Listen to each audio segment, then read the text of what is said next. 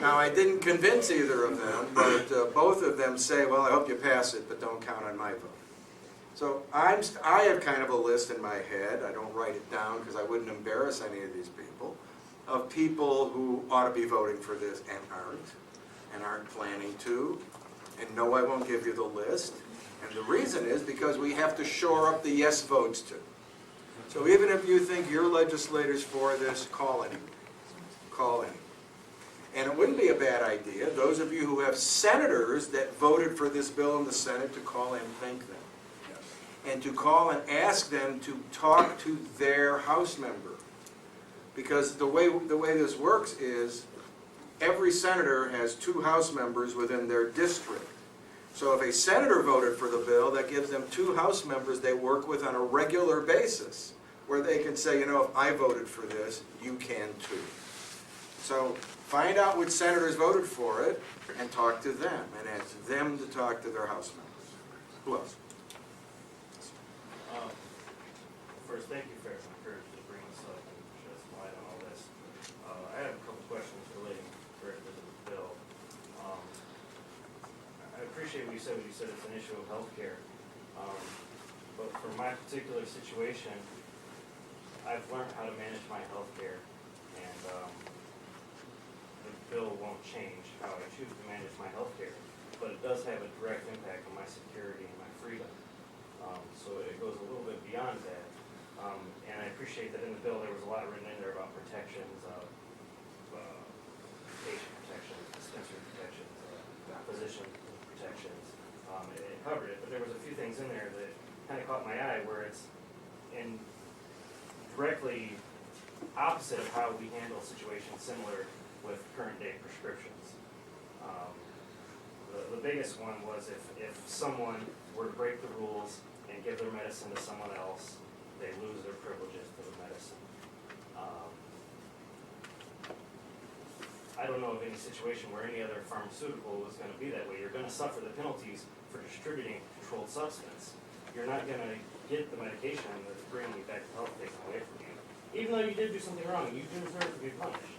It's direct. It's treated in the same manner. Let me respond to that. So I don't agree with that provision of the bill. I did not write the Senate bill, someone else did. That is not in the House version of the bill that I wrote. But this is what you have to do sometimes to make legislation happen. We make little compromises all the time. Remember I said you take a small bite of the apple because you can't eat the whole apple at once. This is the kind of thing we're talking about. So Senator Hayne, who is the Senate sponsor of this bill, did a lot of negotiating. And some people that were necessary as voters for this bill in the Senate insisted on this provision. I don't agree with it.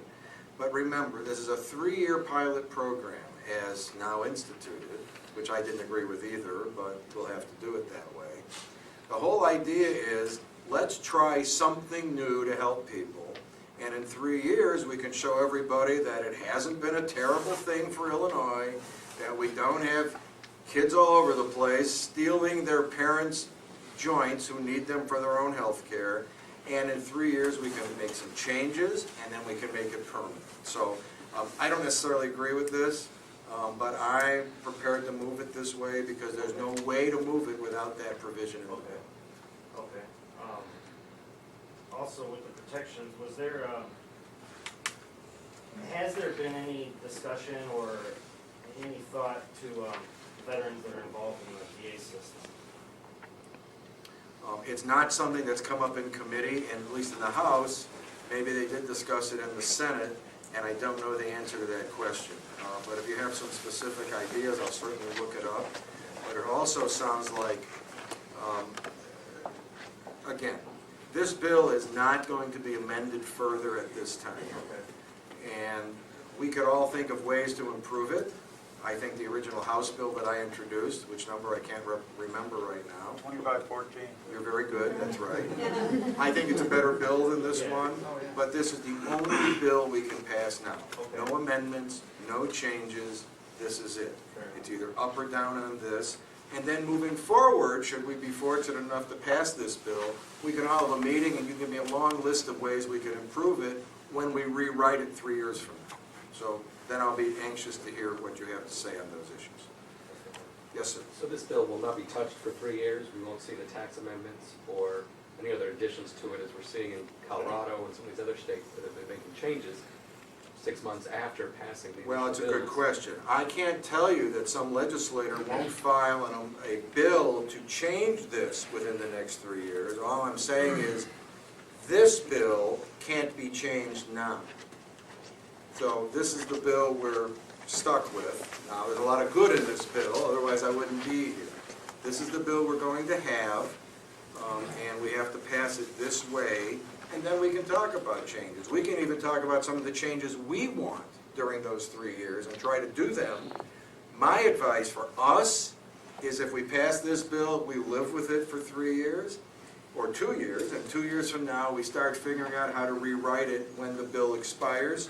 The first goal would be, assuming everything goes the way we know it will, the first goal would be to renew it, even if it's only for 3 years. Second goal would be to make it permanent, and the third goal would be to make some changes that we all know need to be made. Go ahead. What are the qualifications to be a dispensary owner? I don't remember. Who's read that part of the bill? If you can tell me. I read some of it. It's really, really. I've got it It's right here. $5,000. I've got it right license.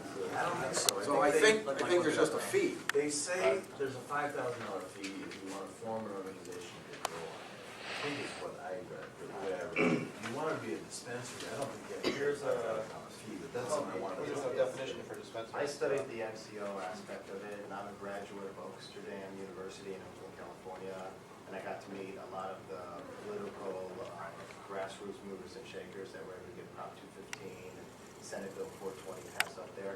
So I read the bill a lot, and there are some gray areas, there's some questions. As much as I want to ask those questions, I feel like the first thing we got to do is get these representatives on board. Do you feel that the AMA, having gotten behind it and acknowledged, needs to be rescheduled to Schedule 3, and it has medical value? You feel like that has any impact in the legislator's mind, or if they were told about it, maybe they didn't know? I think the AMA's recent comments are good, but even those comments are not conclusive. Yeah. Because they said, well, there's different grades, and you know, from different plants you can get different strengths, and how do we have any product control, and how do we know this one's stronger than that one? And you know what? To that 80-year-old colon cancer patient that I talked about who's terminal and just wants some relief, I don't think she gives a damn whether it's strong or weak. She just wants some relief, right? So I don't know why so that's why I say I hear more excuses than answers. Legislators will, they'll say, you know, well, this is stronger and this is weaker and there's no control and how do we know and oh my God, and even with Vicodin, we know what it does. That's all, you know, you get the same strength, it's always the same. And I go, okay, but people are dying from that product. They're not dying from marijuana, even the strongest marijuana. They're not dying from it. And so we wind up with a bunch of excuses. It would be more helpful if the AMA said straight out, this is a good product, we support it, but they're not willing to do that yet. We talked a lot about this as healthcare. We all know healthcare business aspect to it. We're just talking about medical cannabis organizations. What has the response been from the business community, and have they been engaged at all? The business community has said very little, which is actually a good thing. Because when the business community feels threatened, or when the business community thinks something is not in their best interest, they're right out there. And what they do is go right to most of the same legislators who you would think would be no votes on this. They go to the right side of the aisle, let's call it that. I don't want to use the bad name with the R in front of it. So that's where they go. That's where the business people go. If they had a problem, they'd be over there. But none of the people who are telling me no are giving me any business reasons. It's all the rest of the BS that I talked about. So that as who sees an opportunity in this, for example? I'm sorry? Any opportunities for the business community reaching out to you? Well, to push us forward. Yes. You know, if they're going to be dispensaries, some of their people, you know, they're new cottage industry in Illinois. So I imagine there's some interest there, but by the same token, you can imagine that there might be some business people, let's say you own a 7-Eleven, and let's say you sell 7,000 cartons of cigarettes a week. Maybe you don't want a dispensary down the street selling